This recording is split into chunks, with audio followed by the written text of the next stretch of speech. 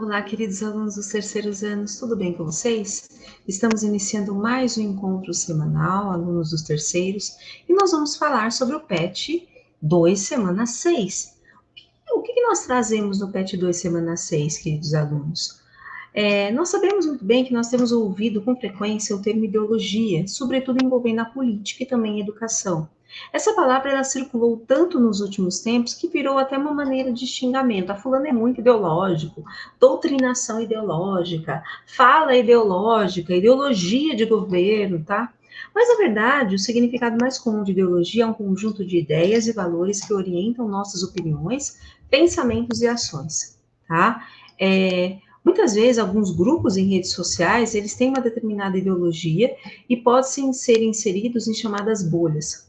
Mas a maioria das vezes não nos damos conta de que o que pensamos e fazemos é de acordo com uma ideologia. Quando defendemos uma ideia, um interesse, uma vontade e até o mesmo sentimento, não nos damos conta de que isso ocorre em função de uma força maior, da qual somos apenas construtores. Religião, ciência, economia, política, todos possuem dentro de si várias ideologias, ou seja, grupos de ideias. Na Guerra Fria, por exemplo, havia o confronto entre duas grandes ideologias políticas e econômicas, o capitalismo e o comunismo. O capitalismo defendia ideias como o individualismo e a propriedade privada e o comunismo, ideias como a criação de uma sociedade igualitária, sem a existência da propriedade privada e das classes sociais. Ideologia como falsa consciência. Para Karl Marx, por exemplo, a ideologia predominante em uma sociedade em determinada época é definida pelas classes dominantes, pela elite. Para ele, só é possível entender as ideias dominantes de uma época analisando as relações de poder e dominação entre senhores e escravos, reis e súditos, patrões e empregados. Na visão de Marx, quem domina os meios de produção de uma sociedade, as terras, as ferramentas, as fábricas, as tecnologias, domina também a ideologia dessa sociedade, as ideias políticas, morais, religiosas, os valores e as leis que a ordenam. Como isso acontece? Bom, a classe que domina economicamente é também a que controla os meios de comunicação, o sistema educacional, as instituições religiosas e também o próprio Estado e suas políticas. Dessa forma, ela produz e faz circular por entre as pessoas de todas as classes dominantes, ou seja, pelo senso comum, as ideias que correspondem aos seus interesses, à ideologia dominante. Com Marx, o conceito de ideologia deixa de ser apenas um conjunto de ideias que coexistem na sociedade e passa a ser um conjunto de ideias que servem para assegurar a permanência da classe dominante no poder. Por meio da ideologia, no sentido de Marx, os interesses da classe dominante se transformam nos interesses de toda a sociedade e constituem a ideologia de uma época. Quando a classe burguesa derrotou os reis absolutistas no final do século XVIII, o Estado absolutista foi substituído pelo Estado liberal, sob o qual vivemos até hoje. A ideologia da classe burguesa, o liberalismo econômico, passou a imperar na sociedade defendendo a ideia da liberdade, mesmo que essa liberdade seja apenas para uma parcela pequena da população, aqueles que não são explorados, a classe dominante. Assim, as novas leis legitimaram a propriedade privada e atribuíram à polícia a função de protegê-la e reprimir possíveis revoltas daqueles que pouco ou nada têm, tá?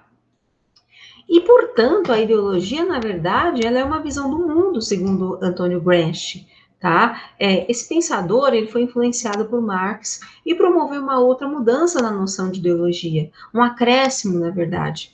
Para ele, os trabalhadores não são apenas submetidos a uma ideologia dominante que os torna conformados com a exploração, como pensou Marx.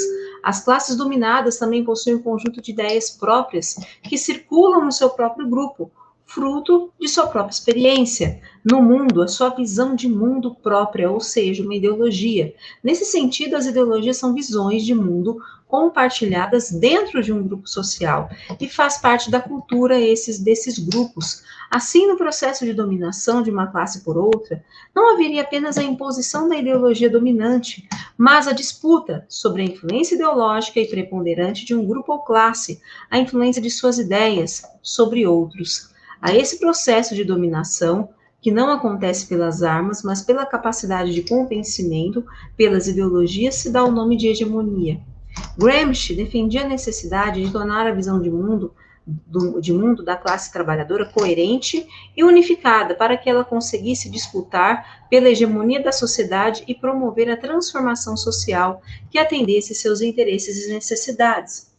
As ideias da classe dominante, elas se tornam hegemônicas quando ela consegue convencer a maioria das pessoas dominadas a defendê-las.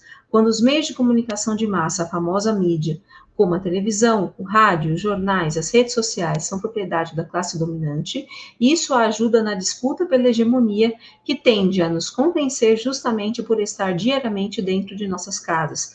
Por isso se fala muito em uma mídia hegemônica. Portanto, não existe neutralidade ideológica, seremos sempre influenciados pelas ideias que circulam pela nossa sociedade. Tá joia? Vamos ao exercício número 1 da semana. Com base nos seus conhecimentos sobre o termo ideologia, considere as afirmativas a seguir. Primeiro, trata-se de um conjunto de ideias, valores ou crenças que orienta a percepção e comportamento dos indivíduos sobre diversos grupos ou aspectos sociais e políticos. Na perspectiva marxista, afirmação número 2, a ideologia é um conceito que denota falsa consciência, uma crença mistificante que é socialmente determinada e que se presta a estabilizar a ordem social vigente em benefício das classes dominantes. Também é uma afirmação correta. O item afirmação número 3, a ideologia consiste em ideias explícitas, fruto da reflexão coletiva? Não, pelo contrário, tá? Pelo contrário, muitas vezes trata-se de ideias implícitas e que falta reflexão coletiva, as massas são manipuladas. Afirmação 4. A ideologia pode ser usada para manipular, direcionar ou limitar a visão das pessoas sobre determinado assunto ou questão. Sim, a alternativa à afirmação é verdadeira. Portanto, a alternativa que contém todas as afirmativas corretas é a alternativa B, a 1, 2 e a alternativa C, perdão, a 1, 2 e a 4, tá? Ok? Não é a alternativa B, é a alternativa C. Tá joia? 1, 2 e a 4. Vamos lá, queridos alunos, exercício número 2. A filosofia e a sociologia são disciplinas que promovem uma reflexão crítica sobre os mais variados temas, particularmente o da ideologia. Partindo de uma análise crítica e utilizando o conceito de ideologia desenvolvido por Marx e outros pensadores, é correto afirmar que o cartoon, ao lado, mostra que o discurso sobre o povo brasileiro é uma falácia. É ideológico, ele é falso, pois ele abole as divisões e desigualdades sociais. A alternativa correta é a letra D, tá? Porque nós verificamos aqui na charge, que é ao lado, o povo brasileiro, ou seja, aquele indivíduo que mora em uma mansão, aquele indivíduo que...